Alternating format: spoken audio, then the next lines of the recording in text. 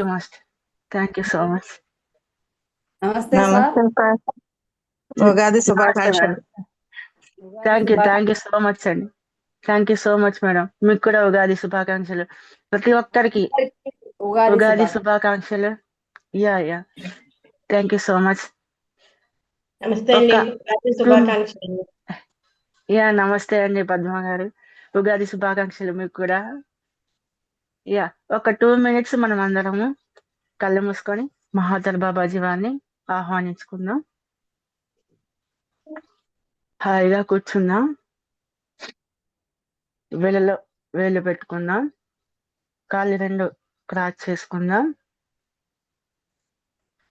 నిటారుగా కూర్చుందాం. కళ్ళు 2 మూసుకుందాం. సహజంగా జరుగుతున్న శ్వాసను గమనిస్తూ ఉందాం.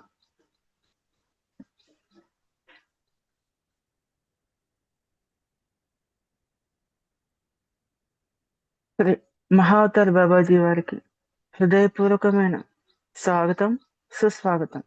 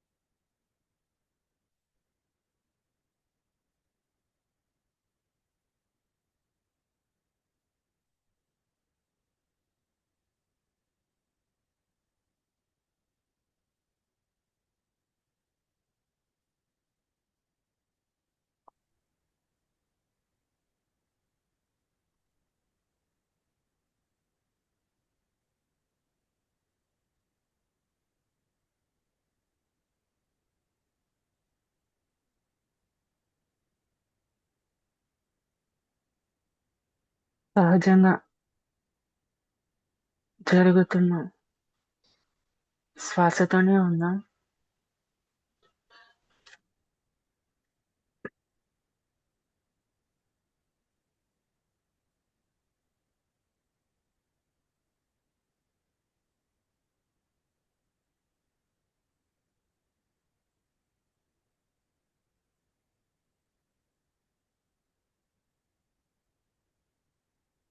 మనసు యొక్క ధ్యాసను శ్వాస మీదనే నిలుపుదాం.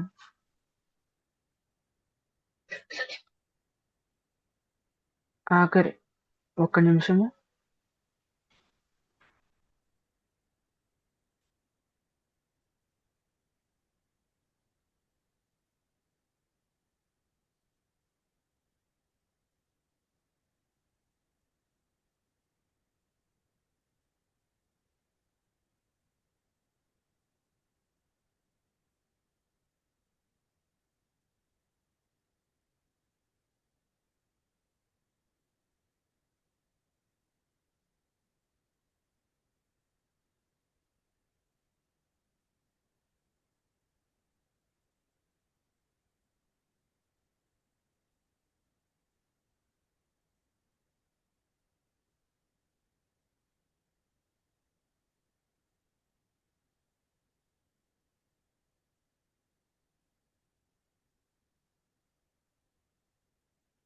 ఆఖరి 10 సెకండ్ల శ్వాస మీదనే ధ్యాస.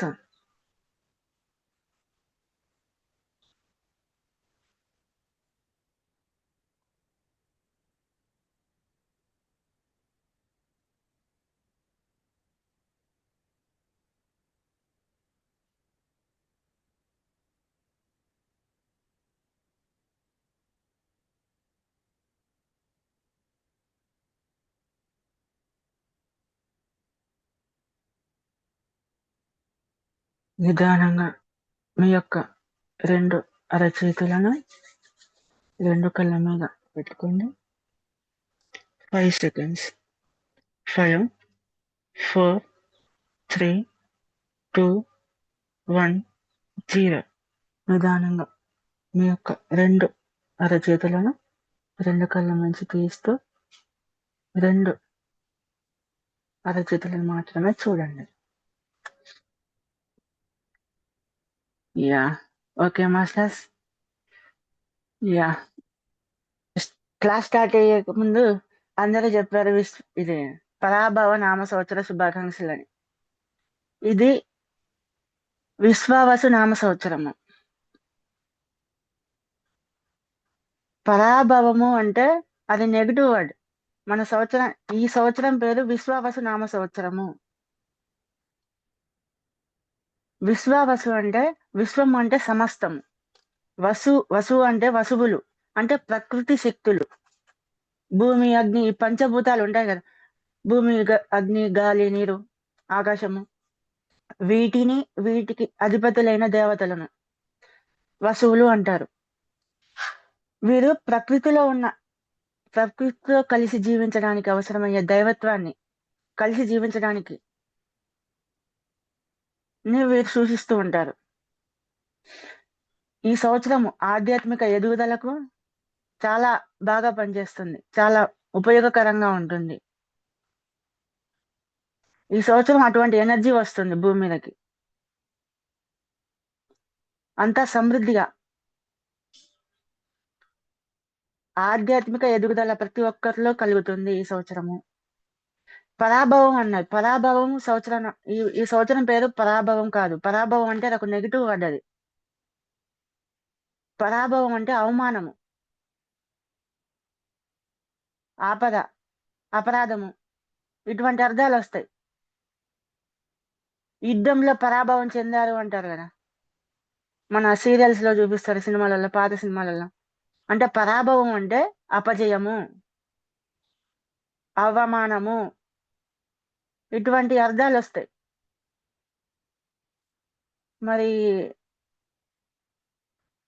మీ ఎవరు అన్నారు కానీ పరాభవం అని ఇలా ప్రచారం ఎందుకు చేశారో తెలియదు. ఇదంతా కూడా చీకటి శక్తుల వల్ల పని. నెగిటివ్, మనం కొత్త సంవత్సరం రోజు నెగిటివ్ పదాలను వాడితే, ఈ రోజున మనం ఏదైతే పదాలు ఉపయోగిస్తామో ప్రతి ఒక్కరు అది మేనిఫెస్ట్ అవుతుంది ఖచ్చితంగా. ఎక్కువ మంది ఈ రోజున ఎనర్జీ అనేది ఆ లెవెల్లో ఉంటుంది భూమి మీద.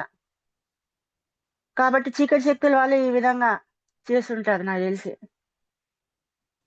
చీకటి శక్తులు అంటే ఇక్కడే భూమి మీద జన్మ తీసుకున్న వాళ్ళు ఉంటారు మనుషులుగా. వాళ్ళు ఈ విధంగా మిస్గైడ్ చేసి ఉంటారు, మిస్లీడ్ చేస్తుంటారు. ఇది విశ్వావసు నామ సంవత్సరం, గుర్తుపెట్టుకోండి మాస్టర్స్. పరాభవ నామ సంవత్సరం కాదు. ఉగాది, మనం ప్రతి సంవత్సరం ఉగాది పండుగ జరుపుకుంటూ ఉంటాం. కానీ ఉగాది అంటే కేవలం ఒక పండగ మాత్రమే కాదు, ఇది భూమి యొక్క కాస్మిక్ బర్త్డే. భూమి యొక్క పుట్టినరోజు, కాస్మిక్ పుట్టినరోజు ఎనర్జీ పరంగా. అంటే భూమి జీవం పోసుకున్న రోజు, భూమి మీద జీవజాలం ఏర్పడిన రోజు, భూమి మీద యుగం స్టార్ట్ అయిన రోజు, కాలచక్రం. సృష్టికర్త ఈ భూమిని ఒక ప్రత్యేకమైన బ్లూ ప్రింట్ తో డిజైన్ చేసిన రోజు ఇది. మనకి భూమి ఈ సృష్టి మొత్తం ఏర్పడినప్పుడు, ఈ భూమిని తయారు చేసినప్పుడు, ఇంతకుముందు క్లాసులో చెప్పుకున్నాము, సృష్టికర్త, ప్రాథమిక సృష్టికర్త, మూలకర్త భూమిని ఒక మట్టి ముద్దలాగా తయారు చేయడం జరిగింది. ఈ విశ్వాన్ని సృష్టించిన తర్వాత, మనం ఉండే సోలార్ సిస్టమ్స్ క్రియేట్ చేసిన తర్వాత, భూమిని మట్టుకు ప్రాణం పోయకుండా నిర్జీవంగా కాంతిలోక వాసులకు అప్పచెప్పడం జరిగింది. ఒక భూమి వరకు అప్పచెప్తే కాంతిలోక వాసులందరూ కలిసి వారిలోని శక్తిని, ఆత్మశక్తిని ఈ భూమి లోపలికి పంపించి, ఈ గ్రహం లోపలికి పంపించి భూమాతకి ప్రాణం పోయడం జరిగింది. ప్రతి ఒక్క మాస్టర్ యొక్క శక్తి కలిసి ఒక ఆత్మగా ఏర్పడింది, భూమాతకి ప్రాణం వచ్చింది.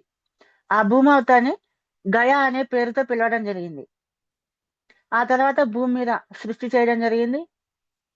జంతుజాలం ప్రతి ఒక్కటి కూడా విశ్వంలో ఇంతకు ముందు నుంచి భూమి కంటే ముందు ఈ సృష్టి చాలా ఉంది, చాలా పెద్దది. అయితే అన్ని విశ్వాలలో, అన్ని గెలాక్సీలలో నుంచి ఈ ఇది వాటిని గైడెన్స్ గా తీసుకొని ఆ విశ్వాలలో ఏదైతే అందమైనది ఉందో ప్రతి ఒక్కటి తీసుకొచ్చి ఈ భూమి మీద పెట్టడం జరిగింది. అందుకే ఈ భూమి ఇంత అందంగా కనిపిస్తుంది. ఒక అందమైన భూ ప్రపంచాన్ని తయారు చేయడం జరిగింది. తర్వాత భూమాతలో జీవజాలం ఏర్పడిన తర్వాత ఈ భూమి మీద మనుషులు నివసించడానికి యోగ్యకరంగా తయారు చేసిన తర్వాత విశ్వానికి ఆహ్వానం పంపించారు. మొత్తం బ్రహ్మాండం అంతా కూడా ఈ సృష్టి మొత్తానికి ఆహ్వానం, ఎవరైనా ఈ భూమి మీదకి రావచ్చు అని విశ్వం మొత్తానికి ఆహ్వానం పంపిస్తే 13,50,000 సంవత్సరాల క్రితము మొట్టమొదటి మానవుడు భూమి మీద కాలు మోపడం జరిగింది.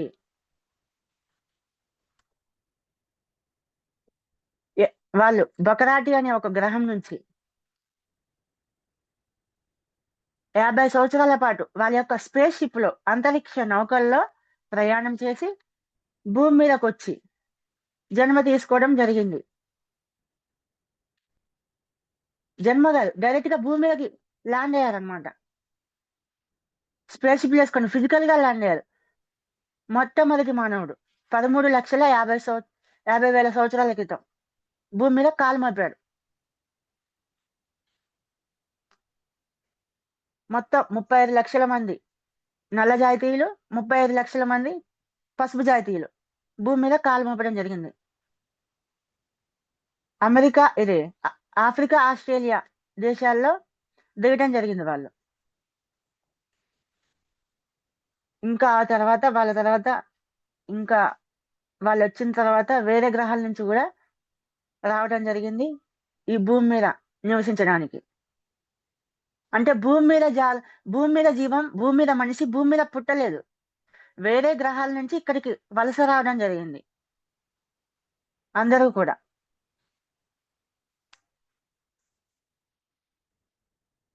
అయితే భూమి మీద జీవజాలం అంతా అప్పుడు భూమి మీదకి వచ్చిన జీవజాలానికి 12 DNA యాక్టివేట్ లో ఉండేది. మంచిగా ఎనర్జీ ఫుల్ గా తీసుకుంటూ ఉండేవాళ్ళు, కాస్మిక్ ఎనర్జీ. మనిషి చాలా ఉన్నతంగా యూనివర్స్ తో కనెక్షన్ ఉండేది మనకి అప్పుడు ఆ టైంలో. అయితే ఈ భూమి, ఈ విశ్వం మొత్తానికి, బ్రహ్మాండానికి సెంటర్ లో ఉండడం వల్ల ఈ విషయం, బ్రహ్మాండం అంతా కూడా చాలా వేగంగా పాకిపోయింది. ఈ విషయం చీకటి శక్తుల వాళ్ళకు కూడా తెలిసి ఈ భూమిని ఆక్రమించాలని ప్లాన్ గీశారు. ప్లాన్ గీసి వాళ్ళ ప్లాన్ లో భాగంగా దాడి చేసి ఏదో ఒక టైంలో, ఆదమర్చి ఉన్న టైంలో, మన వాళ్ళు ఊహించని టైంలో ఒకేసారి సడన్ అటాక్ చేయడం వల్ల వాళ్ళ చేతిలోకి భూమి వెళ్ళిపోయింది. భూమి చుట్టూ కూడా ఒక మాయాపొరని వాళ్ళు ఏర్పాటు చేయడం జరిగింది. భూమి నుంచి విశ్వానికి కనెక్షన్ తీసివేయడం జరిగింది. మన పురాణాల్లో ఉంటాయి, వేదాలు దొంగతనం చేశారు అని ఒక స్టోరీ ఉంటది. బ్రహ్మదేవుడు నిద్రపోతున్న సమయం చూసి వేదాలను దొంగతనం చేశారు రాక్షసులని. ఆ వేదాలను తీసుకెళ్లి ఒక సముద్రంలో దాచేస్తే విష్ణుమూర్తి వచ్చి ఆ వేదాలను మళ్ళీ తీసుకురావడం జరిగింది అని ఉంది. ఆ వేదాలు దొంగతనం యొక్క అందులో ఆ యొక్క స్టోరీలో ఉన్న ఎన్కోడెడ్ మెసేజ్ ఏంటంటే, వాళ్ళు ఆ వేదాల్లో ఏముంది అంటే, మన మనిషి యొక్క DNA బ్లూ ప్రింట్ ఉంది అందులో. ప్రతి ఒక్క ఈ విశ్వానికి సంబంధించిన ప్రతి ఒక్క జీవిలోని DNA ప్రోగ్రామింగ్ గురించి, DNA ఎలా పనిచేస్తుంది అనే విషయాలు, ఆ బ్లూ ప్రింట్ మొత్తం కూడా ఆ వేదాల్లో ఉంది.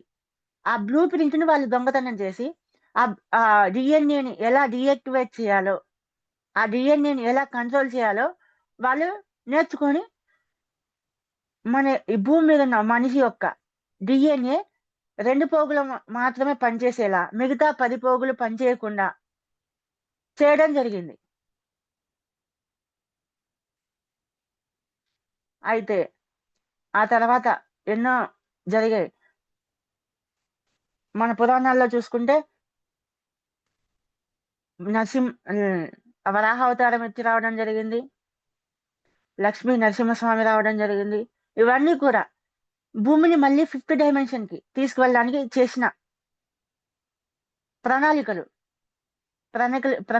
భాగంగా వీళ్ళంతా రావడం జరిగింది. అయితే ఒక టైంలో ఇక యుగ చక్రం యుగాలు ఎప్పుడైతే భూమి 3 డైమెన్షన్ కి పడిపోయిందో అప్పటి నుంచి ఈ భూమి మీద 3 dimension, 4th dimension, 5th dimension అన్నీ ఉన్నాయి. కాకపోతే ఈ కాలగమనం జరుగుతూ ఉంది.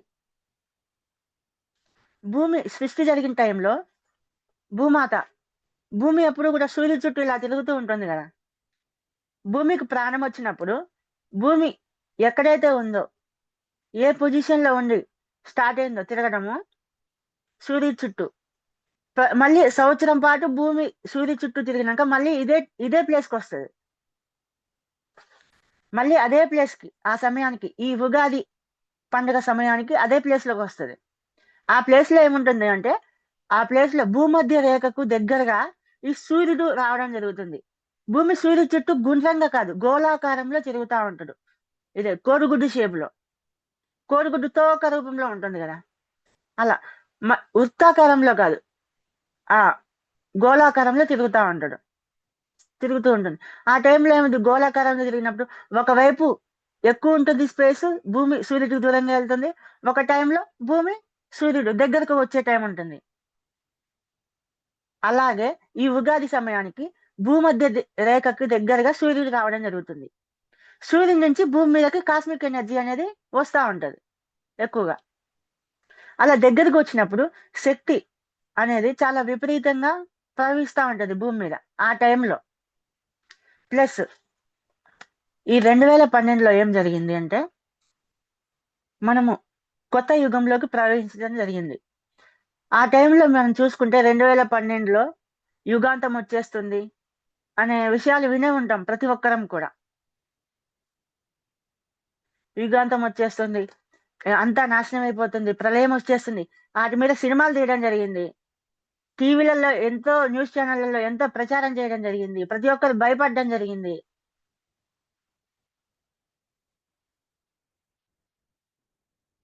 అది నిజమే, జరిగేదే యుగాంతము, కానీ జరగలేదు. దాన్ని నిదానంగా జరిగేలాగా చేశారు. ఇక్కడ ఉన్న జన్మ తీసుకున్న కాంతిలోక వాసులందరూ, యోగులు, ఋషులు, ప్రతి ఒక్కరము ధ్యానం చేయడం వల్ల ఎంతో మంది బ్యాక్గ్రౌండ్ లో ఉండి వర్క్ చేశారు మాస్టర్స్. దానివల్ల యుగాంతం అనేది స్లో డౌన్ అయింది, నిదానంగా జరుగుతూ ఉంది ప్రాసెస్ అనేది. అసలు ఏం జరుగుతుంది అంటే, ఇప్పుడు మన భూమి చుట్టూ చంద్రుడు తిరుగుతూ ఉంటాడు కదా. చంద్రుడు భూమి చుట్టూ తిరగడానికి 1 మాసం పడుతుంది కదా, 1 నెల. భూమి కూడా సూర్యుడి చుట్టూ తిరుగుతుంది, 1 సంవత్సర కాలం పడుతుంది. ఇక ఈ సూర్యుడు ఇంకా తన పైన ఇంకొక పెద్ద సూర్యుడు ఉంటాడు మన గెలాక్సీకి, సెంట్రల్ సన్. మన గెలాక్సీ యొక్క సన్ చుట్టూ తిరుగుతూ ఉంటాడు మన సూర్యుడు, మన సోలార్ సిస్టమ్ మొత్తం కూడా. ఆ సెంట్రల్ సన్ ఇంకా యూనివర్సల్ మూలకర్త అంటే విశ్వ చైతన్యము, మూల ప్రాథమిక సృష్టికర్త ఎవరైతే ఉన్నారో దాని చుట్టూ, ఆ బ్లాక్ హోల్ చుట్టూ తిరుగుతూ ఉంటారన్నమాట. ఈ బ్లాక్ హోల్ పక్కకు పెడితే మనము మన సెంట్రల్ సన్ చుట్టూ మన సూర్యుడు తిరుగుతూ ఉంటాడు కదా, మన గెలాక్సీ సెంటర్ చుట్టూ మన సోలార్ సిస్టమ్ తిరుగుతూ ఉంటది. మన ఆ సెంట్రల్ సన్ నుంచి ఎప్పుడు కూడా హై ఎనర్జీస్ వస్తూ ఉంటాయి, ఫోటాన్ ఎనర్జీస్ అని, ఫోటాన్ బెల్ట్ ఎనర్జీ వస్తూ ఉంటుంది. ఆ ఎనర్జీలోకి ఆ సర్కిల్ మొత్తం కూడా పూర్తి అవడానికి 26,000 సంవత్సరాలు పడుతుంది రౌండ్ ఫిగర్ గా. మొత్తం కూడా పూర్తిగా సర్కిల్ కంప్లీట్ అవడానికి కొంతమంది 22 అంటారు, కొంతమంది 25 అంటారు. సంధి కాలాలు తీసేసి చెప్తూ ఉంటారు. మొత్తం సంధి కాలాలతో కలుపుకొని 26,000 సంవత్సరాలు పడుతుంది రౌండ్ ఫిగర్ గా. అయితే ప్రతి 11,000 సంవత్సరాలకు ఒకసారి మన సోలార్ సిస్టమ్ అనేది ఆ ఫోటాన్ బెల్ట్ యొక్క ఎనర్జీలోకి ప్రవేశిస్తూ ఉంటుంది. అలా ప్రవేశించిన ప్రతిసారి ఆ టైం సత్యయుగం, ఆ టైంలో సత్యయుగం స్టార్ట్ అవుతుంది. హై ఎనర్జీ కలియుగం అంతమే. అప్పుడు ఆ 2012లో డిసెంబర్ 21 నాడు మన సోలార్ సిస్టమ్, మన భూమి మొత్తం కూడా ఆ ఫోటాన్ బెల్ట్ లోపలికి ప్రవేశించడం జరిగింది, ఆ ఎనర్జీలోకి. అప్పుడే మనకి కలియుగం అంతమైపోయి కొత్త యుగం స్టార్ట్ అయింది, సత్యయుగము. ఒకే టైంలో ఆ ఫోటాన్ బెల్ట్ యొక్క ఎనర్జీలోకి వెళ్తే భూమాత ఎసెండ్ అయిపోయేది. తను కావాలి అనుకుంటే 5th డైమెన్షన్ కి అదే టైంలో ఎసెండ్ అయిపోయి తన పరిణితిని పెంచుకునేది, హాయిగా ఉండేది భూమాత. కానీ ఎందుకు అలా జరగలేదంటే భూమిని 5th డైమెన్షన్ గా తీసుకురావడం కోసము మనం 1,44,000 మంది కాంతి లోకవాసులము ఇక్కడ భూమి మీద జన్మ తీసుకోవడం జరిగింది. ఆ టైంలో భూమి మీద వర్క్ చేయడం కోసం మనం ఒకేసారి భూమాత సడన్ గా 5th డైమెన్షన్ కి ఎదిగి ఉంటే, మార్చుకొని ఉంటే భూమి మీద ప్రళయం వచ్చేది. ఆ టైంలో సునామీలు వచ్చేవి, నదులు పొంగి పొర్లేవి, భూకంపాలు వచ్చేవి, చాలా రకాలుగా జరిగి ఉండేది. అప్పుడు భూమి మీద ఉన్న జీవజాలం దాన్ని తట్టుకునే పరిస్థితి ఉండేది కాదు. భూమి మీద మనిషి డిఎన్ఏ ఇంకా అంతగా పరిణితి చెందలేదు, యాక్టివేట్ అవ్వలేదు, ఆ శరీరం దాన్ని తట్టుకునే స్థితికి రాలేదు ఇంకా. అందుకని మొత్తం అక్కడ మీటింగ్ పెట్టుకొని మన భూమి మీదకి ఎలా అయితే ఒక గవర్నమెంట్ ఉందో, ఐక్యరాజ్య సమితి ఉందో, మొత్తం గెలాక్సీకి మొత్తం కూడా మొత్తం 12 డైమెన్షన్స్ కలిపి ఒక గవర్నమెంట్ ఉంది. కాస్మిక్ గవర్నమెంట్ అంటారు దాన్ని. గెలాక్టిక్ కౌన్సిల్లో మీటింగ్ పెట్టుకొని దీన్ని స్లో డౌన్ చేయాలని నిర్ణయించుకున్నారు. దానిలో భాగంగానే భూమాత ఒప్పుకుంది. దానికి వర్క్ చేయడం కోసం ఎంతో మంది యోగులు, ఋషులు, కాంతిలోకవాసులు, భూమి మీద ఇన్లైట్ పొందిన ప్రతి ఒక్కరు కూడా, ధ్యానం చేసిన ప్రతి ఒక్కరు ఆ టైంలో దానికి సహాయంగా మాధ్యమంగా పనిచేశారు, అది స్లో డౌన్ జరగడానికి. అది 2012 నుంచి 2032 వరకు ఆ ప్రాసెస్ అనేది నిదానంగా జరుగుతుంది. 2032 టయానికి ఈ ప్రాసెస్ కంప్లీట్ అయిపోద్ది పూర్తిగా. స్లోగా జరుగుతా ఉంది. అందులో భాగంగానే కరోనా వైరస్ కూడా రావడం జరిగింది. నిదానంగా ప్రతి ఒక్కటి కూడా నిదానంగా ప్రాసెస్ జరుగుతూ ఉంటుంది. ఇంకా 7 సంవత్సరాల సమయం మాత్రమే ఉంది కంప్లీట్ అవడానికి. ఈ 7 సంవత్సరాల్లో ప్రతి ఒక్కరు కూడా ధ్యానం చేసి మన యొక్క ఎనర్జీని పెంచుకోవాలి, మన యొక్క స్థితిని పెంచుకోవాలి. మనం కూడా 5th డైమెన్షన్ కి అప్గ్రేడ్ అయిపోవాలి. కాబట్టి ప్రతి ఒక్కరు కూడా ధ్యానం చేయాలి, గంటలు ధ్యానం చేస్తూ ఉండాలి. ఇంకా 7 సంవత్సరాల సమయం ఉంది భూమాత ఎసెన్షన్ కంప్లీట్ అవడానికి. భూమాతతో పాటు మనం కూడా ఎసెండ్ అవ్వాలి. ఇంత గొప్ప అవకాశం వస్తుంది ఈ టైంలో మనకి. అయితే ఇందులో భాగంగానే ఈ ఎసెన్షన్స్, భూమి 5th డైమెన్షన్ కి ఎదగడం కోసం ఎన్నో యుగాలుగా మన యోగులు, ఋషులు ప్లాన్డ్ గా భూమి ఏ టైంలో ఏ సమయాల్లో భూమి మీదకి ఎనర్జీ ఎక్కువగా వస్తుంది, ఆ టైంలో ఏ విధమైన ఆహారం తీసుకోవాలి, ఏ విధంగా ఉండాలి, ప్రతి ఒక్కటి కూడా డిజైన్ చేసి మనకి సనాతన ధర్మంలో భాగంగా అందించడం జరిగింది. దాన్ని సాంప్రదాయంలో భాగంగా ప్రతి ఒక్కటి కూడా అందించడం జరిగింది.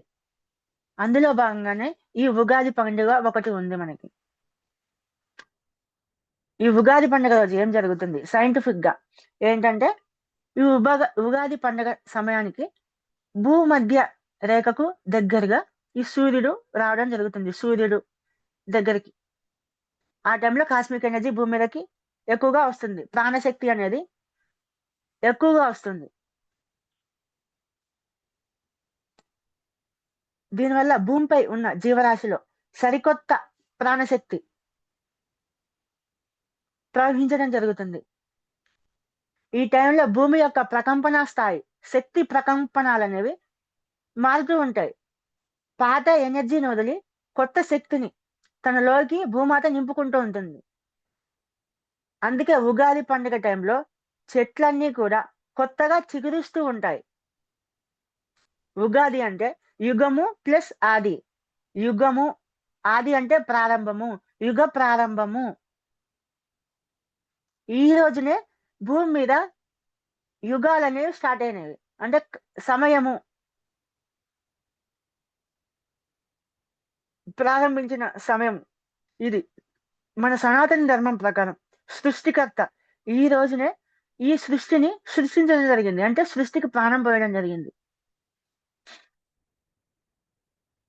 భూమి సూర్యుడి చుట్టూ తన కక్షలో ఒక పూర్తి చక్రాన్ని పూర్తి చేసి మళ్ళీ అదే పాయింట్కి వచ్చే సమయమే ఈ ఉగాది. ఇక్కడ ఏం జరుగుతుంది అంటే, మనం ఒక కంప్యూటర్ లేదా మొబైల్ ఫోన్ ఎప్పుడైనా స్టక్ అవుతూ ఉంటుంది, కంప్యూటర్ కానీ మొబైల్ కానీ. ఎందుకంటే ఏదైనా యాప్ అప్డేట్ చేయకపోతేనో, సాఫ్ట్వేర్ అప్డేట్ చేయకపోతేనో అది స్టక్ అయిపోతా ఉంటుంది. మనం మళ్ళీ సాఫ్ట్వేర్ అప్డేట్ చేసినప్పుడు కొత్తగా సాఫ్ట్వేర్ అప్డేట్ అంటే కొత్తగా అప్డేట్ అవ్వడం, కొత్త శక్తిని నింపుకోవడం. అప్డేట్ చేసినప్పుడు ఆ ఫోన్ కానీ, ఆ మొబైల్ కానీ, ఆ కంప్యూటర్ ఏదైతే ఉందో అది మళ్ళీ మంచిగా పనిచేయడం మొదలు పెడుతుంది. ఇంతకుముందు పనిచేసిన దానికంటే కూడా ఇంకా కొత్తగా పనిచేస్తూ ఉంటది. కొత్త ఫీచర్లు వస్తాయి అందులోకి. అలాగే ఈ విశ్వం కూడా ప్రతి సంవత్సరం కూడా ఈ సమయంలో తన ఎనర్జీ మొత్తాన్ని కూడా రీసెట్ చేసుకుంటుంది. సృష్టి అనేది ఒకేసారి జరిగి ఆగిపోలేదు. సృష్టి నిరంతరం విస్తరిస్తూనే ఉంటుంది. సృష్టి అనేది దాని శక్తి స్థాయిని పెంచుకుంటూ ఉంటుంది. మనం పుట్టినప్పుడు చిన్న పసిబిడ్డలాగా ఉన్నాం. అప్పుడు మనకి మాటలు రావు. ఒక సంవత్సరం తర్వాత కొంచెం ఎదిగాము. ఒక 2-3 సంవత్సరాల టయానికి మళ్ళీ ఇదే సమయానికి, పుట్టినరోజు సమయానికి మనకి మాటలు వస్తాయి, కొంచెం ఎదుగుతాము. అలాగే ఆ రోజు నుంచి ప్రతి సంవత్సరం మనం ఎదుగుతూ మన శక్తిని పెంచుకుంటూ ఉన్నాం. మామూలుగా ప్రతి సంవత్సరం ఈ సమయానికి, మళ్ళీ మన పుట్టినరోజు సమయానికి, ఆ సంవత్సరానికి ఈ సంవత్సరానికి కొంచెం తేడా ఉంటుంది మనలో. మన శక్తి స్థాయి పెరుగుతూ ఉంటుంది, మనం ఎదుగుతూ ఉంటాం, మన శరీరం నిర్మాణంలో మార్పు వస్తుంటుంది, మన జ్ఞానంలో, మనం అవగాహన స్థాయిలో మార్పు వస్తుంటుంది, మన మెచ్యూరిటీ అనేది డే బై డే పెరుగుతూ ఉంటుంది. దీన్ని ఎవాల్యుయేషన్, పరిమాణము అంటాం. శక్తి స్థాయి పెంచుకోవడము. ప్రతి సంవత్సరం కూడా ఇదే విధంగా ఒక కొత్త శక్తి అనేది, ఒక కొత్త వైబ్రేషన్, ఫ్రీక్వెన్సీ అనేది ఈ విశ్వంలో సంతరించుకుంటూ ఉంటుంది. అందుకే దీన్ని మనం సృష్టి పునః ప్రారంభము అంటాము. ప్రతి సంవత్సరం ఉగాది రోజున సూర్యుడు భూమధ్య రేఖకు దగ్గరగా రావడం వల్ల విశ్వశక్తి అనేది ఒక ప్రత్యేకమైన కోణంలో ప్రసరిస్తుంది భూమి మీద. ఆ ప్రత్యేకమైన కోణంలో ప్రసరించడం వల్ల శక్తి ప్రసరించే స్థాయిలో చాలా తేడా ఉంటుంది. అది ఎంతో ఇంపాక్ట్ చూపిస్తుంది భూమి మీద, జీవజాలం మీద. ప్రతి ఉగాదికి మనలో ఉన్న సృజనాత్మక శక్తి అనేది, క్రియేటివ్ ఎనర్జీ అనేది మళ్ళీ మేల్కొల్పడానికి ప్రకృతి మనకి ఒక అవకాశాన్ని ఇస్తూ ఉంటుంది. అంటే పోయిన ఏడాది మనం ఏదైతే సాధించలేదో ఆధ్యాత్మిక ఉన్నతిని, ఈ కొత్త శక్తి తరంగాల సహాయంతో దాన్ని సాధించవచ్చు. ప్రతి సంవత్సరము కూడా ఉగాది సమయంలో ప్రకృతిలో వచ్చే మార్పులు మన శరీరంలోని కణాల మీద ప్రభావాన్ని చూపిస్తూ ఉంటాయి. చెట్లు అనేవి పాత ఆకులను రాల్చి కొత్త చిగుళ్లను ఎలా తెచ్చుకుంటాయో, మనలోని పాత కర్మ సంస్కారాలను వదిలించుకొని మన డిఎన్ఏను యాక్టివేట్ చేసుకునే సమయం ఇది. పాత కర్మ సంస్కారాలు అంటే మన పాత పద్ధతులు ఏవైతే ఉన్నాయో, పాత సంస్కృతి సంప్రదాయాలు కాలానికి అనుగుణంగా మార్చుకుంటూ ముందుకు వెళ్తూ ఉంటాం. ఇంతకుముందు ఒక టైంలో, ఒక 100 సంవత్సరాల క్రితం నైట్ టైము ఇల్లు ఊడవకూడదు, చెత్త బయట పడేయకూడదు అనే ఒక నియమం ఉండేది.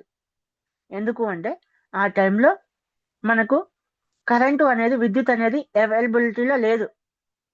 విద్యుత్ అవైలబుల్లో లేదు, కరెంట్ అవైలబుల్ లేదు, కరెంట్ బల్బులు అవైలబుల్ లేదు, కాంతి అనేది అవైలబుల్గా లేదు. దీపాలు ఉపయోగించుకొని జీవించే టైము ఆ టైము. ఒక పీరియడ్లో దీపాలు కూడా ఎక్కువగా కాంతిని, ఎక్కువ దీపాలు ఉపయోగించలేము మనము. ఒక మధ్యతరగతి కుటుంబం కానీ, పేదవారు కానీ ఎక్కువ దీపాలు ఉపయోగించాము. ఏదో ఒక దీపము. కొంతమంది అయితే దీపాలు వెలిగించకుండానే ఉండేవాళ్ళు. చీకట్లో మనం ఇల్లు ఊడుస్తే, ఇంటిని శుభ్రం చేస్తే ఏమవుతుంది అంటే, ఆ టైంలో చీకట్లో కళ్ళు సరిగ్గా కనిపించవు కాబట్టి ఇంట్లో ధనం కానీ బంగారపు వస్తువులు కానీ ఊడ్చినప్పుడు పడిపోతే అవి మనకి చీకట్లో కనిపించవు. చెత్త అనుకొని బయట పడేస్తాము. తర్వాత చూసుకుంటే అవి కనిపించవు. చెత్తలో ఎక్కడో పడిపోతాయి. అందుకే నైట్ టైం ఇల్లు ఊడిస్తే లక్ష్మీదేవి ఇంట్లో నుంచి వెళ్ళిపోతుంది, దరిద్రం పట్టుకుంటుంది అనే విధంగా మనకి బోధించి ఆ టైంలో ఇల్లు ఊడవకూడదని చెప్పడం జరిగింది. కానీ ఈ టైంలో అలా కాదు కదా. మనకి విద్యుత్ ఉంది, కరెంట్ ఉంది. నైట్ టైం కూడా చాలా బాగా కనిపిస్తుంది. కరెంట్ బల్బులు, ఎల్ఈడి బల్బులు వచ్చాయి, చాలా స్పష్టంగా కనిపిస్తుంది. కాబట్టి ఈ టైంలో ఆ నియమం అనేది పనికిరాదు. ఒక్కొక్క నియమం అనేది ఒక్కొక్క టైంలో ఈ విధంగా పెట్టడం జరిగింది. కాలానికి అనుగుణంగా కొన్ని నియమాలు ఉంటాయి. ఆ టైంలో ఆ నియమం కరెక్టే ఉంటుంది. ఈ టైంలో అది సరిపోదు. కాలానికి అనుగుణంగా మనం మారిపోతూ మన యొక్క వైబ్రేషన్ పెంచుకుంటూ వెళ్ళాలి. మన సాంప్రదాయాలు మార్చుకుంటూ వెళ్ళాలి. కొన్ని సాంప్రదాయాలు, కొన్ని నియమాలను లక్షలాది మంది ప్రజలు ఒకే సమయంలో ఈ రోజు కొత్త ప్రారంభము అని భావించినప్పుడు భూమి చుట్టూ కూడా ఒక శక్తివంతమైన గ్రిడ్ ఏర్పడుతుంది. ఎందుకంటే ఈ టైంలో ఎనర్జీ బాగా వస్తుంది. ఉగాది టైంలో ఎనర్జీ బాగా వస్తుంది. సూర్యుడికి భూమికి మధ్య దూరం తక్కువగా ఉంటుంది. ఎనర్జీ అనేది చాలా విపరీతంగా స్థాయి ఉంటుంది. ఎనర్జీ ప్రవహించే శక్తి స్థాయి, ప్రసరణ శక్తి యొక్క స్థాయి చాలా వేగంగా ఉంటుంది, ఎక్కువగా ఉంటుంది.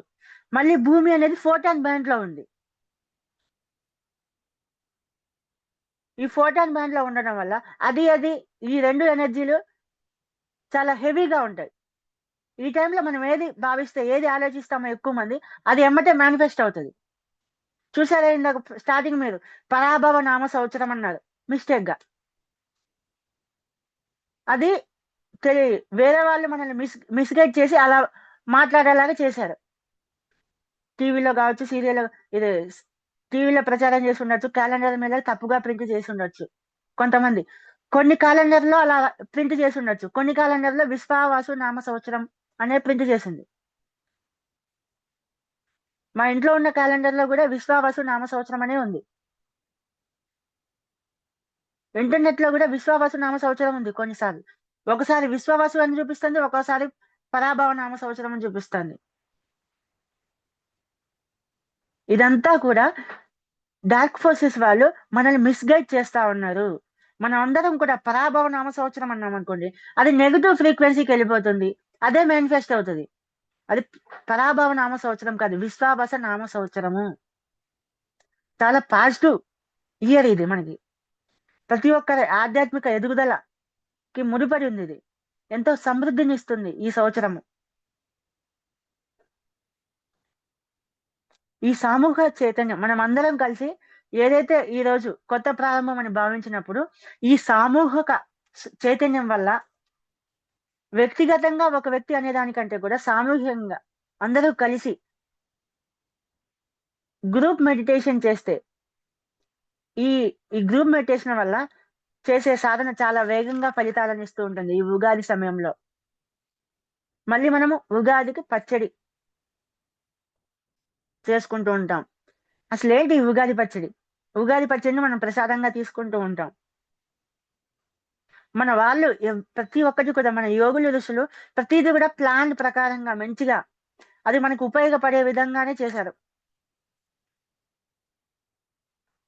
వాళ్ళు పెద్ద శాస్త్రవేత్తలు, మన యోగులు ఋషులు. ప్రకృతిలో సహజంగా లభించే వాటితోనే ఒక మంచి రసాయనిక మందును తయారు చేశారు. రసాయనాన్ని అది మన ఎదుగుదలకు ఉపయోగపడే విధంగా, మన శరీరానికి ఉపయోగపడే విధంగా జస్ట్ 6 పదార్థాలతో, ప్రకృతిలో సహజంగా లభించే వాటితో మన వాళ్ళు మంచి ఆల్కమిస్టులు, రసాయనిక శాస్త్రవేత్తలు.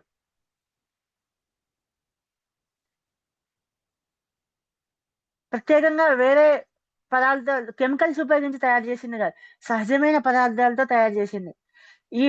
ఈ ఉగాది పచ్చడిని మనం తినటం వల్ల, ఈ ఉగాది పచ్చడిలో ఒక బయో సైన్స్ అనేది ఉంది. ఈ ఉగాది పచ్చడిని సేవించడం వల్ల మంచి అద్భుతమైన ప్రయోజనాలు ఉన్నాయన్నమాట. ఈ షడ్రుచులు ఏవైతే ఉన్నాయో అవి మన శరీరాన్ని, మనసును, ఆత్మను ప్రభావితం చేస్తాయి. ఈ ఉగాది పచ్చడిలో మనం వేప పువ్వు అప్పుడే పూసిన వేప పువ్వు ఉంటుంది, కొత్త బెల్లము, చింతపండు, ఫ్రెష్ చింతపండు, తాజా చింతపండు, మళ్ళీ మిరియాలు వాడతాం, ఉప్పు, మామిడికాయ అంటే ముదిరింది కాదు, పచ్చి పింద మామిడి పింద, అది ఒగరుగా ఉండాలి. ఈ 6 ఏవైతే ఉన్నాయో వీటి మిశ్రమాలను కలిపి తీసుకున్నప్పుడు ఇది ఒక అద్భుతమైన రాసాయనిక మెడిసిన్ లాగా తయారవుతుంది. ఇది ఒక వైబ్రేషనల్ మెడిసిన్ గా మారుతుంది వీటి మిశ్రమం కలపడం వల్ల. మన శరీరంలో ముఖ్యంగా 7 చక్రాలు ఉంటాయి. మెయిన్ గా చాలా ఉంటాయి ఇంకా, కానీ మెయిన్ గా 7 ఉంటాయి. ఈ ఉగాది పచ్చడి మన శరీరంలోని వివిధ నాడీ వ్యవస్థలను ఉద్దీపన చేస్తుంది. మనకి మొత్తం మెయిన్ గా 72,000 నాడులు ఉంటాయి. ఆ నాడీ మండలాన్ని ఇవి యాక్టివేట్ చేస్తూ ఉంటాయి ఈ పచ్చడి తీసుకోవడం వల్ల. ఈ ఉగాది పచ్చడిని మనం పరిగడుపునే తీసుకోవడం వల్ల. ఉగాది పచ్చడిలో పచ్చిమిర్చి వేయకూడదు. ఏవైతే ఉన్నాయో మన ఋషిమునులు చెప్పినాయి. ఉగాది పచ్చడిలో వేప పువ్వు, కొత్త బెల్లం, అది నల్లది, తాటి బెల్లం అంటాం కదా, అది తీసుకోవాలి. ఓకేనా? అది చింతపండు ఫ్రెష్ది. ఈ టైంలో ఫ్రెష్ గా ఇది చెట్టు నుండి తెంపిన పండు నుంచి తీస్తారు కదా చింతపండు ఫ్రెష్ది, అది తీసుకోవాలి. మిరియాలు, ఉప్పు, మామిడికాయ, అది కూడా మామిడి పింద ఒగరుగా ఉండాలి. ఇవి తీసుకొని వాటితో తయారు చేసింది పరిగడుపున తీసుకోవడం వల్ల ఇది మన శరీరంలోని ప్రతి ఒక్క కణాన్ని కూడా శుద్ధి చేస్తుంది. అది మన శరీరంలోని నాడీ మండలాన్ని, ఎనర్జీ ఛానల్స్ ని మొత్తం కూడా శుద్ధి చేసి మన డిఎన్ఏని యాక్టివేట్ చేస్తుంది. ఈ డార్క్ ఫోర్సెస్ వాళ్ళు మన డిఎన్ఏని ఈ 2 పోగులు మాత్రమే పనిచేసే విధంగా మిగతా 10 పోగులు యాక్టివేట్ చేయకుండా వాటిని నిద్రాణ స్థితిలో ఉంచారు కదా, ఆ నిద్రపోయి ఉన్న డిఎన్ఏ పోగులు మేల్కొంటాయి, యాక్టివేట్ అవుతాయి ఈ ఉగాది పచ్చడి తీసుకోవడం వల్ల. మన శరీరము కేవలం ఒక మాంసపిండం కాదు, మన శరీరం ఒక బయో క్రిస్టలైన్ స్ట్రక్చర్. ఇది మనం తీసుకునే ఆహారం అనేది మన డిఎన్ఏలోని డేటాని మారుస్తుంది. మన శాస్త్రం ప్రకారం ఉగాది పచ్చడిలోని షడ్రుచులు కలిసినప్పుడు ఒక రకమైన బయోకెమికల్ రియాక్షన్ అనేది జరుగుతుంది. ఈ మిశ్రమం మన శరీరంలోని ఎండ్రోక్రైన్ గ్లాండ్స్ అనేవి ఉంటాయి, వీటిని ఉద్దీపన చేస్తాయి అన్నమాట. ఈ ఉగాది పచ్చడి అనేది ఆ ఎండ్రోక్రైన్ గ్లాండ్స్ ని యాక్టివేట్ చేస్తుంది. ఈ మిశ్రమం ఈ ఎండ్రోక్రైన్ గ్లాండ్ యాక్టివేట్ అయితేనే, సరిగ్గా పనిచేస్తేనే మన పీనియల్ గ్లాండ్ ఏదైతే ఉందో అది యాక్టివేట్ అవుతుంది. పీనియల్ గ్లాండ్ అంటే ఆజ్ఞా చక్రము, మన 3వ కన్ను యాక్టివేట్ అవుతుంది ఈ ఉగాది పచ్చడి తీసుకోవడం వల్ల. సాంప్రదాయ పద్ధతి మన సనాతన ధర్మంలో ఏ విధంగా చెప్పారో ఆ విధంగా తీసుకోవడం వల్ల, ఆ విధంగా తీసుకుంటే మన 3వ కన్ను యాక్టివేట్ అవడానికి సహాయం చేస్తుంది పీనియల్ గ్లాండ్. ఈ పీనియల్ గ్లాండే అన్నిటికీ మెయిన్. మన శరీరాన్ని పూర్తిగా పని చేయడానికి కావాల్సింది మొత్తం కూడా మన శరీరాన్ని నడిపించేది ఈ పీనియల్ గ్లాండే. విశ్వం నుంచి జ్ఞానాన్ని తీసుకునేది ఈ పీనియల్ గ్లాండ్ ద్వారానే. మనం యూనివర్స్ నుంచి జ్ఞానాన్ని పొందుతాము. ధ్యానం ద్వారా మనకి నాలెడ్జ్ ఎలా వస్తుంది? ఈ పీనియల్ గ్లాండే తీసుకుంటుంది. ఈ పీనియల్ గ్లాండే మనకి మొత్తం 5th డైమెన్షన్, 3rd డైమెన్షన్ మొత్తం కూడా 3వ కన్ను అనుభవాల్లో ఏదైతే చూస్తామో, ఆరాలు చూస్తూ ఉంటాము, మనకు కనిపించని శక్తిని చూస్తాం, కనిపించని ఇంకో డైమెన్షన్ చూసేది ఈ పీనియల్ గ్లాండ్ ద్వారానే. ఈ పీనియల్ గ్లాండ్ యాక్టివేట్ అవ్వడానికి ఈ ఉగాది పచ్చడి హెల్ప్ చేస్తుంది. ఇందులో ఉన్న బయోకెమికల్ రియాక్షన్ జరగడం వల్ల, ఆ రాసాయనిక పదార్థం తీసుకోవడం వల్ల మన డిఎన్ఏ యాక్టివేట్ అవుతుంది. కాబట్టి మన ఋషులు మునులు ఇవి ఇచ్చిన అద్భుతమైన ఈ రసాయనిక పదార్థాన్ని మనము ఖచ్చితంగా తీసుకున్నాం ఈ ఉగాది పండుగ రోజు. మాస్టర్స్, మనం ఈ ఉగాది పచ్చడిని తీసుకునేటప్పుడు నోటితో మాత్రమే జస్ట్ ఏదో ఫిజికల్ గా తీసుకుంటున్నాం అనుకోకుండా చైతన్యంతో తినాలి దాన్ని. ఈ 6 రుచులు కూడా శరీరంలోని ప్రతి ఒక్క కణంలోకి వెళ్తున్నాయి. అవి మనలోని పాత ఫ్రీక్వెన్సీని డిలీట్ చేసి కొత్త కాస్మిక్ సాఫ్ట్వేర్ ని ఇన్స్టాల్ చేస్తున్నట్టుగా ఊహించుకోవాలి. మనలోని పాత డిఎన్ఏలోని పాత ఏవైతే ఉన్నాయో పాత సంస్కారాలు, పాత కర్మలు అవన్నీ కూడా డిలీట్ అయిపోయి ఆ జ్ఞానాన్ని మొత్తం కూడా అప్డేట్ చేస్తుంది, డిఎన్ఏని యాక్టివేట్ చేస్తుంది అని ఊహించుకుంటూ తినాలి. అప్పుడే ఈ పచ్చడి అనేది మనకి నిజమైన అమృతంగా మారి పనిచేస్తుంది. అంతేకాకుండా మన యోగులు ఆధ్యాత్మికంగా కూడా ఒక మెసేజ్ ఇచ్చారు ఈ పచ్చడి తీసుకునేటప్పుడు. ఉగాది పచ్చడిలో ఉండే ఈ 7 రుచులు ఏవైతే ఉన్నాయో 6 రుచులు కూడా మనలో ఉన్న 6 అంతర్గత శత్రువులు, కామ, క్రోధ, లోభ, మోహ, మదమాశ్చర్యాలు 6 ఏవైతే ఉన్నాయో వాటిని సూచిస్తాయి. ఈ 6 అరిషడ్వర్గాలు ఏవైతే ఉన్నాయో అవి మన జీవితానికి అత్యంత ప్రాముఖ్యతను కలిగిస్తాయి. ఇవి మనలో ఎంత సమపాలనలో ఉండాలి అంటే అంతగానే ఉండాలి. సమపాలనలో ఉండాలి, బ్యాలెన్స్డ్ గా ఉండాలి. ఒక సాధారణ మనిషి తన జీవితాన్ని ఆనందంగా గడపాలి అంటే ఇవి బ్యాలెన్స్డ్ గా ఉండాలి. కానీ ఇవి అలా లేవు.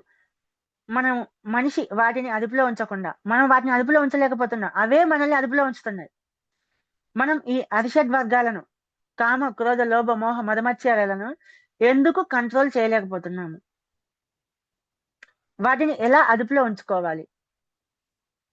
ముందుగా మనము వాటిని అదుపు చేయడం లేదా అణిచివేయడం అనేది, కంట్రోల్ చేయడం అనేది, బలవంతంగా అణిచిపెట్టడం ఇవన్నీ కూడా చాలా తప్పు. అవి అణిచిపెట్టడం, కంట్రోల్ చేయడం ఇలా చేస్తూ ఉంటే అవి మన అదుపులోకి రావు. మనం దేన్నైతే అదుపు చేయాలని చూస్తామో అది ఇంకా ఇంకా పెరుగుతూ పోతుందే తప్ప తగ్గదు. ఆ కంట్రోల్ చేయాలనే ఆలోచన, అదుపులో ఉంచుకోవాలన్న ఆలోచన తీసేయాలి ఫస్ట్.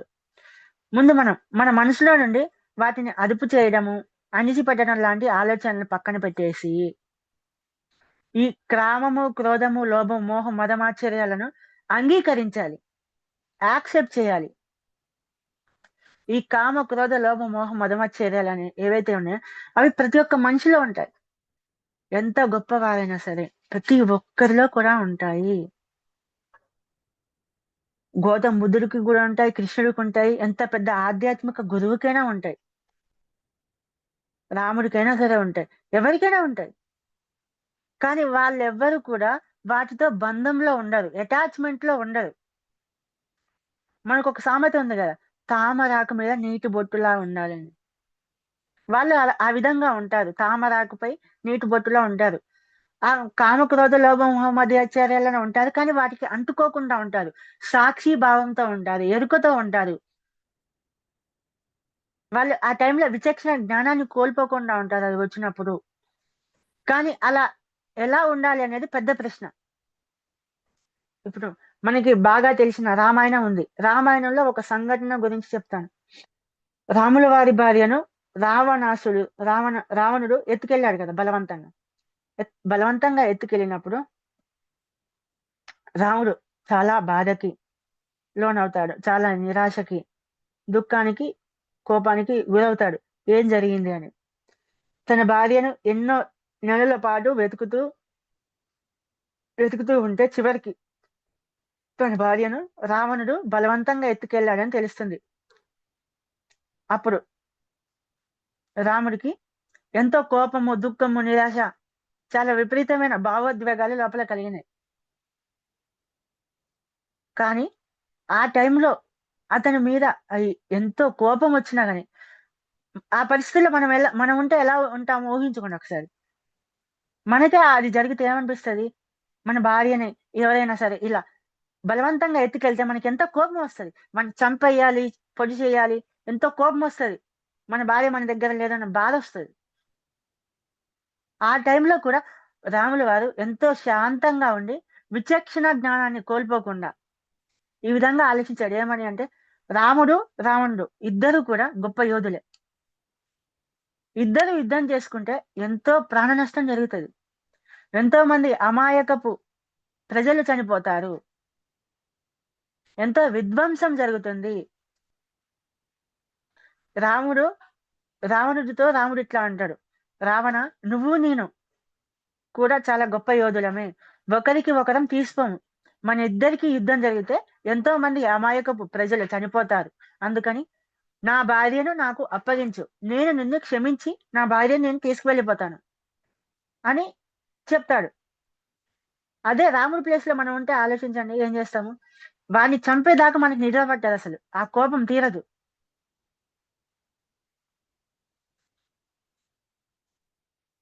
మనకి మా రాముడి ప్లేస్ లో మనకి తెలియదు, ఎవరో వచ్చి కిడ్నాప్ చేస్తే మనకి తెలియదు, వెతుకుతా ఉంటాము. అది నిద్ర పట్టదు. ఆ దొరికే వరకు కూడా నిద్రపోము, సరిగ్గా తినము, ఏడుస్తూ ఉంటాము, దుఃఖపడుతూ ఉంటాము. కానీ రాముడు ఎలా వాటిని కంట్రోల్ చేయగలిగాడు? ఆయన సాక్షి భావంతో ఉన్నాడు. ఆ సమయంలో రాముడు కూడా అవన్నీ భావాలు కలిగినాయి. కానీ రాముల వారు ఎంతో ధ్యానం చేయడం వల్ల, తపస్సు ఎంతో ధ్యానం చేయడం వల్ల, ఆయన ధ్యాన యోగి కావడం వల్ల ఆ టైంలో అతని మానసిక స్థితి ఏ విధంగా అయినా కానీ మానసిక స్థితిని అతను కంట్రోల్ చేయగలిగేవాడు.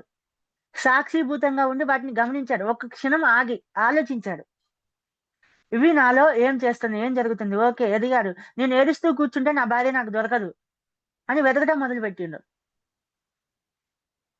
నిరాశ చెందుతూ దుఃఖపడుతూ అదే ఆలోచనలో ఉంటే నా భార్య దొరకదు, నేను తిని ఆరోగ్యంగా ఉండి ఎతకాలి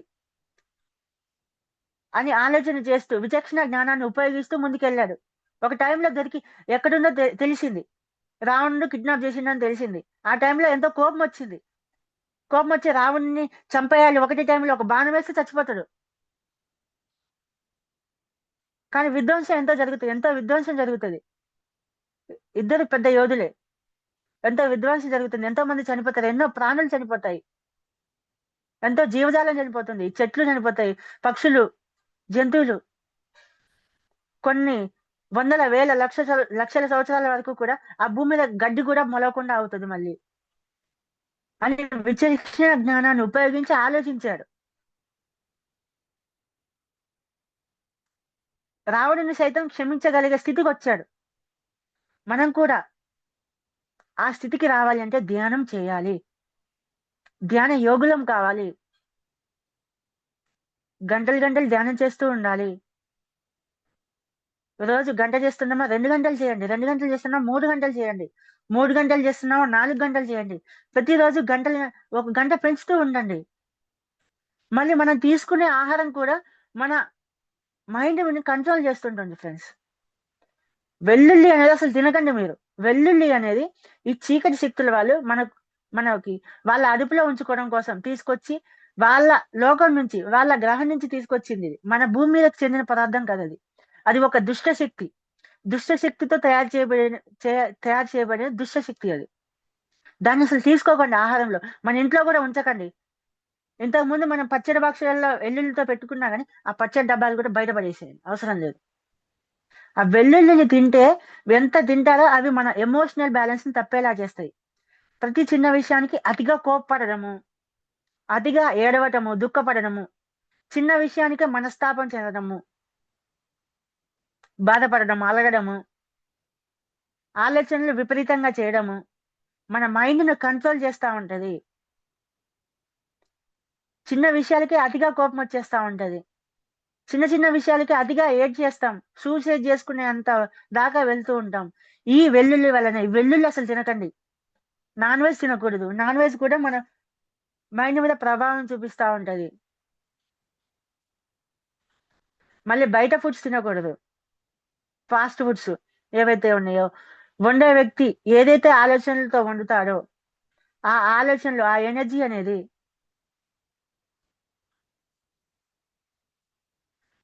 నాగార్జున గారు అందుకే పచ్చళ్ళలో వెల్లుల్లి వేస్తారు కాబట్టి ఆ పచ్చడి తినకండి. వెల్లుల్లి అసలు తినకూడదు. వెల్లుల్లి పచ్చడిలో ఉందంటే ఆ పచ్చడి కూడా మనం తినకూడదు. అందుకే ఆ పచ్చడి డబ్బాలు కూడా బయట పడేయండి అని చెప్పింది, ఆ కారం డబ్బాలు. ఓకేనా మాస్టర్? వెల్లుల్లి అసలు ఒక్క క్షణం ఎందులో ఉన్నా అది మనం తీసుకోకూడదు ఆహారం పరంగా. బయట ఫుడ్స్ మనం తిన్నప్పుడు మన ఎనర్జీలో ఇన్బ్యాలెన్స్ అవుతుంది. ఆ ఎనర్జీ మన మైండ్ మీద ప్రభావం చూపిస్తుంది. ఆ వండే వ్యక్తి ఏ ఆలోచనతో వండాడో, ఏ కామక్రోధ లోభ మోహ మదమచ్చరులతో వండాడో సాధారణ వ్యక్తిలో అందుతారు బయట మామూలుగా. వాళ్ళ యొక్క ఆలోచనలు అనేది ఎనర్జీ రూపంలో ఆ ఫుడ్ లోకి వెళ్తాయి. మళ్ళీ ఆ ఫుడ్ మనం తీసుకున్నప్పుడు ఆ ఆలోచనలు, ఆ ఎనర్జీ అనేది మన మైండ్ మీద ప్రభావం చూపిస్తుంది. మన శక్తి మీద, మన యొక్క శక్తి మీద, మన ఆత్మ మీద ప్రభావం చూపిస్తా ఉంటాయి. కాబట్టి అటువంటి ఫుడ్ తీసుకోకండి. మనం ధ్యానులు వండిన ఆహారమే, మన ఇంట్లో మన చేత్తో వండుకున్న ఆహారం మాత్రమే తీసుకోవాలి.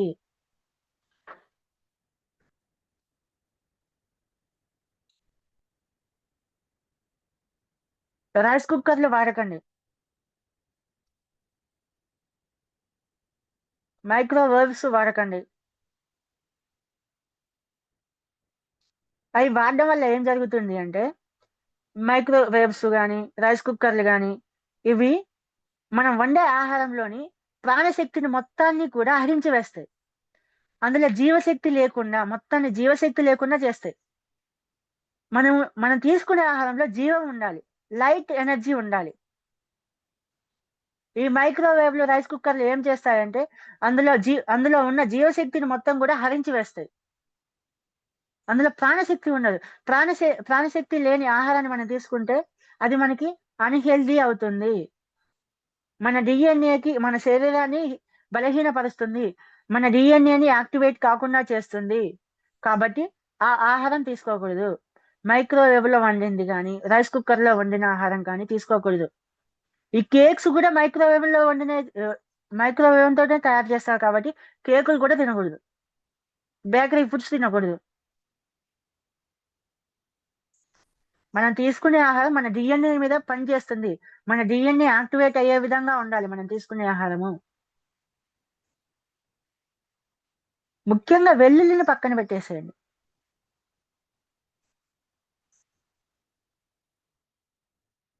మళ్ళీ ఈరోజు అమావాస్య కూడా. అమావాస్య అనేది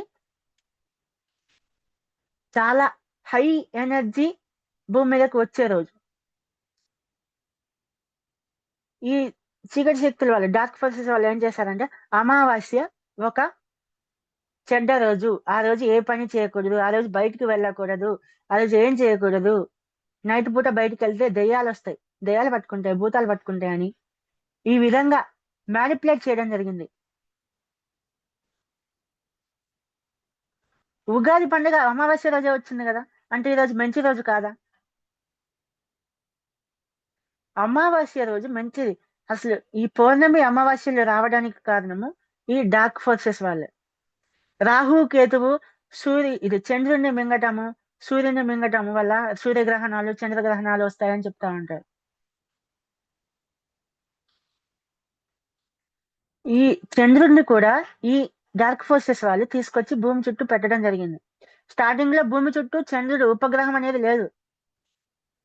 మనల్ని కంట్రోల్ చేయడం కోసం, మన మైండ్ ని కంట్రోల్ చేయడం కోసం ఈ డార్క్ ఫోర్సెస్ వాళ్ళు టెక్నాలజీలో పెద్ద తోపులు, చాలా ఉన్నతంగా ఎదిగిన వ్యక్తులు.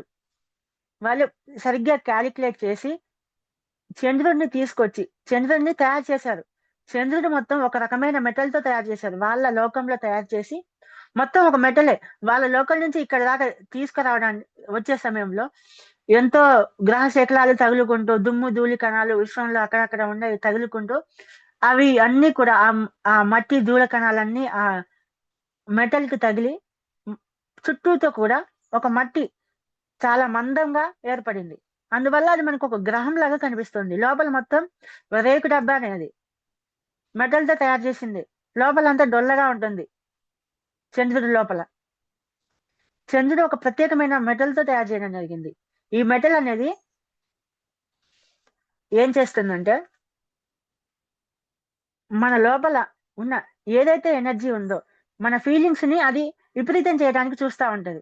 మనకి సాత్వికమైన, సకారాత్మకమైన ఆలోచనలు, ఫీలింగ్స్ ఉన్నాయనుకోండి, వాటిని పీక్ లెవెల్కి తీసుకెళ్తుంది.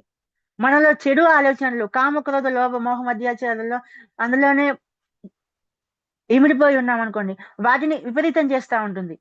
అదే మనం సకారాత్మకమైన ఆలోచనలతో ఉండి ధ్యానం చేస్తూ ఉన్నాం అనుకోండి, అది మనకి మంచిగా చేస్తుంది. మన యొక్క ఎనర్జీని పుషప్ చేస్తుంది. అది చెడుదాన్నే పెంచదు, మంచిదాన్ని కూడా పెంచుతుంది. మంచిని చెడుని రెండింటిని కూడా పెంచుతుంది. అదేదైనా కానివ్వండి. కానీ మనుషులు మంచి ఆలోచనలతో ఉంటే అవి విపరీతంగా పెరుగుతాయి. చెడు ఆలోచనలతో ఉంటే చెడు ఆలోచనలు విపరీతంగా పెరుగుతూ ఉంటాయి మనుషులు పౌర్ణమి టైంలలో. అదే అమావాస్య టైంలో అనుకోండి, ఆ చంద్రుడి ప్రభావం అనేది భూమి మీద అంతగా ఉండదు, అసలు ఉండదు. ఆ టైంలో మనకి ఎటువంటి ఆలోచన రావు, ఎక్కువగా పీస్ఫుల్ గా ఉంటాం. ఆ టైంలో ఎనర్జీ అనేది ఎక్కువగా వస్తుంది, హెవీగా తీసుకోగలుగుతాం. ధ్యానంలో ఇట్లా కళ్ళు మూసుకొని కూర్చుంటే చాలు, ఎనర్జీ అనేది మన లోపలికి ఈజీగా వెళ్తుంది. త్వరగా ధ్యాన స్థితిలోకి వెళ్ళిపోతాం, శూన్య స్థితిలోకి వెళ్ళిపోతాము. అమావాస్య టైంలో, పౌర్ణమి టైంలో ఆలోచనలు ఎక్కువగా వస్తూ ఉంటాయి. మంచి ఆలోచనలు ఉంటే పర్లేదు, ఏం కాదు, అవి త్వరగానే ధ్యాన స్థితిలోకి వెళ్తాం. కానీ చెడు ఆలోచనలో ఉంటే అవి చెడు ఆలోచనలు విపరీతం చేస్తూ ఉంటాయి. మనం ఏ ఎనర్జీలో ఉంటే ఆ ఎనర్జీని ఆ చంద్రుడు పెంచుతూ ఉంటాడు. పాజిటివ్ ఎనర్జీలో ఉన్నాం అనుకోండి, మన యొక్క పాజిటివ్ ఎనర్జీ అనేది ఇంకా హై లెవెల్కి వెళ్తుంది. ఆ టైంలో మనం నెగిటివ్ ఎనర్జీలో బందీ అయిపోయి ఉన్నాం అనుకోండి, నెగిటివ్ ఎనర్జీ అనేది ఇంకా హెవీగా పెరుగుతూ ఉంటుంది చంద్రుడి యొక్క ప్రభావం వల్ల. కాబట్టి మనము ఈ అమావాస్య రోజు, ఈరోజు రాత్రి 9 గంటల నుంచి 12 గంటల వరకు ధ్యానం అనేది గ్రూప్ మెడిటేషన్ చేసుకుందామని జూమ్ క్లాస్ లో లింక్ కూడా నేను పెడతాను. ప్రతి ఒక్కరు మన వాట్సాప్ గ్రూప్ లో జాయిన్ అవ్వండి. వాట్సాప్ గ్రూప్ లింక్ కూడా పెడతాను. 3 గంటల నుంచి 12 గంటల వరకు గైడెడ్ మెడిటేషన్ ఉంటుంది. చాలా హెవీ ఎనర్జీస్ ఉంటాయి. ప్రతి ఒక్కరు కూడా మనం ధ్యానం చేద్దాం, ప్రతి ఒక్కరం కూడా. ఈ అమావాస్య రోజు ప్రతి ఒక్కరం కూడా ఒక వాటర్ బాటిల్, ఒక గ్లాస్ కూడా తెచ్చుకోండి. అది మనకి ధ్యానానికి ఆ నీటిని కూడా ఉపయోగిస్తాం. మనం వాటర్ మెడిటేషన్ చేద్దాం ఈరోజు ప్రతి ఒక్కరం కూడా గ్రూప్ గా 3 గంటల పాటు, నైట్ 9 నుంచి 12 వరకు, 9 నుంచి 12 వరకు. ఓకేనా మాస్టర్?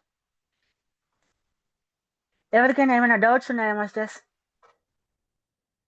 అనుమతి చేసుకుని అడగండి. సార్, ఈ రోజు మీరు అసలు ఉగాది గురించి అసలు ఎంత అద్భుతంగా చెప్పారంటే, మాకు తెలియని పాయింట్స్ చాలా ఉన్నాయి.